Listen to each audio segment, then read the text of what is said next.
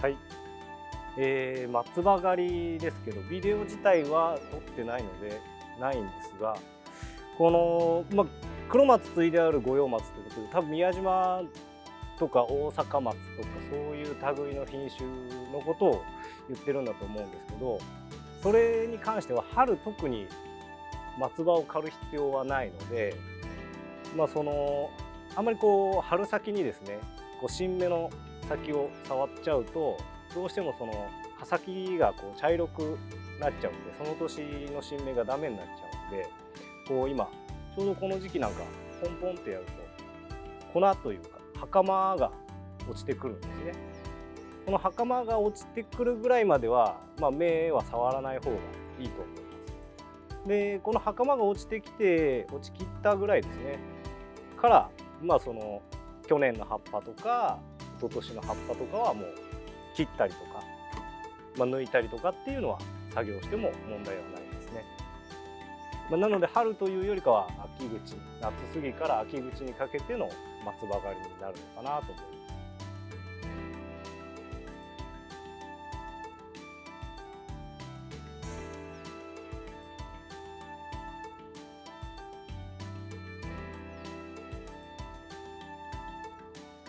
はい、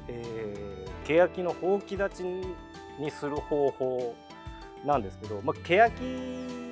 自体というか木それぞれ性格がありまして、ほうき立ちになりやすいタイプとなりにくいものっていうのがケヤキの中にも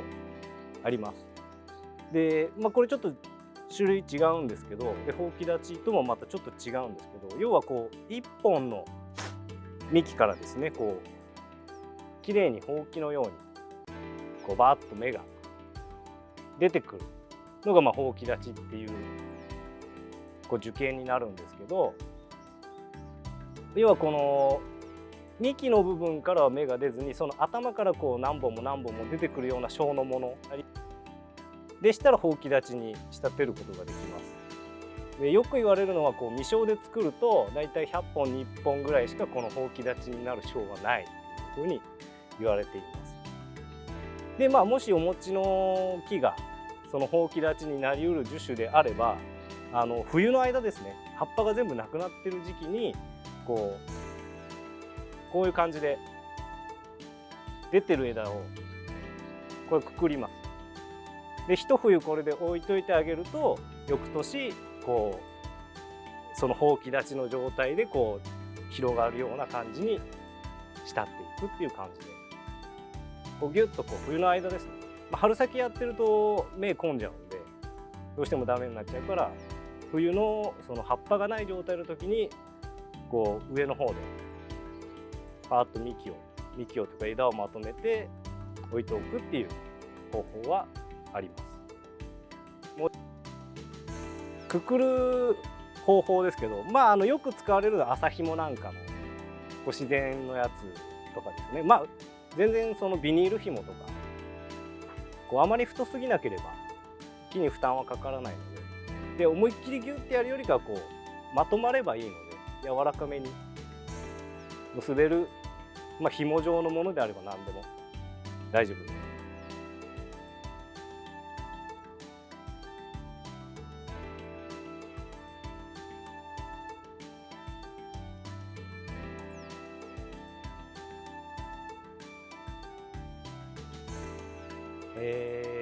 その日本の盆栽園全部が全部弟子を取っているわけではないので、なかなかじゃあこういうふうにすればっていうのは一概には言いづらいんですけど、その可能性としては日本盆栽協同組合っていうのがあるので、そこに連絡をしてもらうか、あとは自分がこの人の弟子になりたいっていう方がいるのであれば、その方に直接聞いてみるっていうのが一番近道かなとは思いま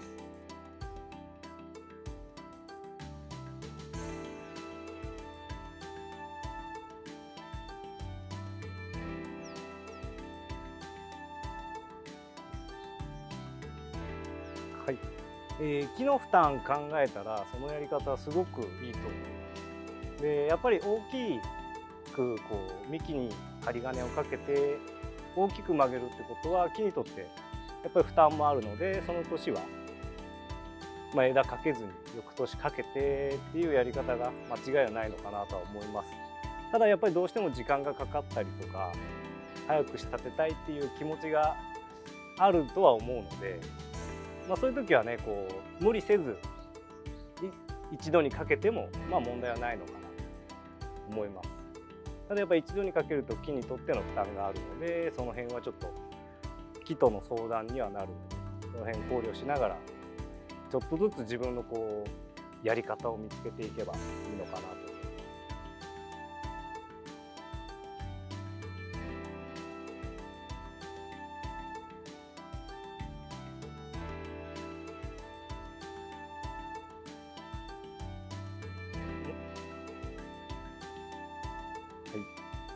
90センチっていうと大体このぐらいにはなると思うんですけど、じゃあ90センチだから何センチですねって、なかなか一概にはお伝えしづらいんですが、90センチぐらいあるものであれば、ある程度広めの大きさは必要になってきますし、大体葉張りの具合との兼ね合いで、40センチから60センチぐらいのものを選べばいいのかなとは思います。で、あとはこれから育てていくっていうものであれば、ちょっと大きめの鉢でゆったりと培養していくのが木にとってはいいのかなと思います。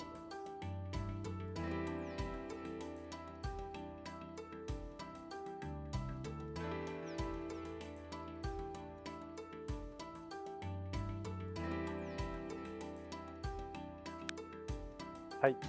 砥石ですけど、単純にね番手が上がれば上がるほど切れ味が良くなるし、逆に番手が下がれば下がるほど研ぐ量が増えるっていうイメージになるので、本当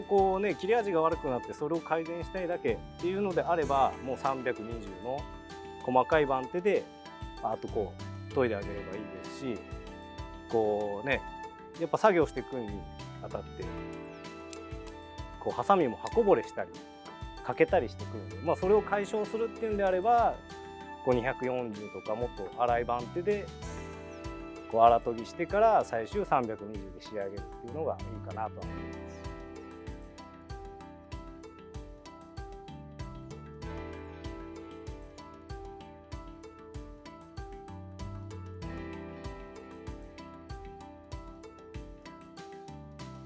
はい、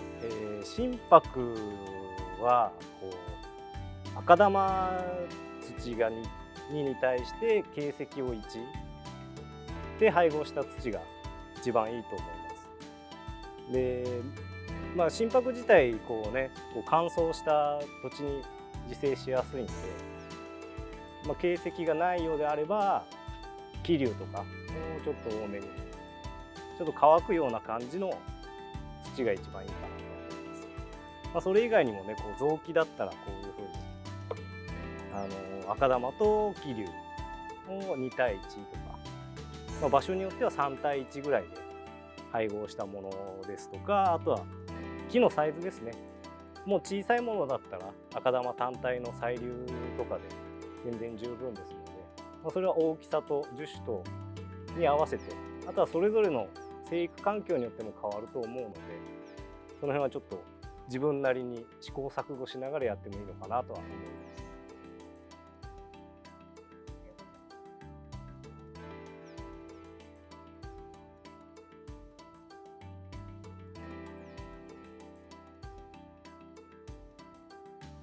はい、植え替えて芽が出なかったってことで、多分おそらくですけど植え替えのタイミングで根っこを切りすぎてしまったのかなとは思います。でその場合ですね、もう根っこを伸ばさない限り芽は伸びてこないので、根っこの発根促進剤っていうやつです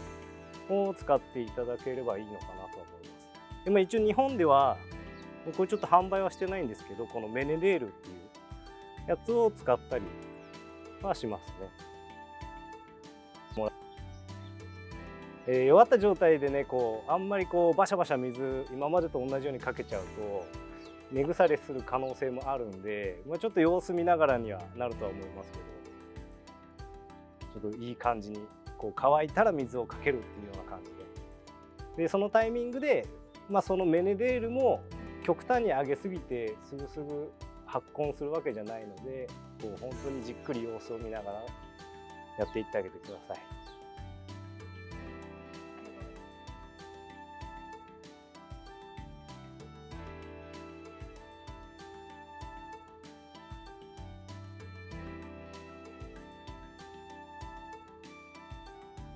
はい。イチョウの木自体はですね、そんなにこう重種というか品種として弱いものではないので、水と肥料だけしっかりあげていれば特に問題はないかなとは思います。で、気をつけるべき点でいくと、こう、もみじなんかだとこう葉っぱが全部なくなってもこ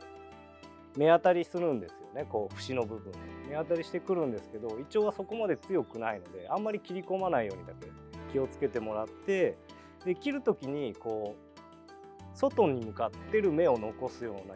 感じでこう切っていくと、だんだんこうふわっと広がりのある盆栽になるんで、その辺気をつけて培養していけばいいかなと思います。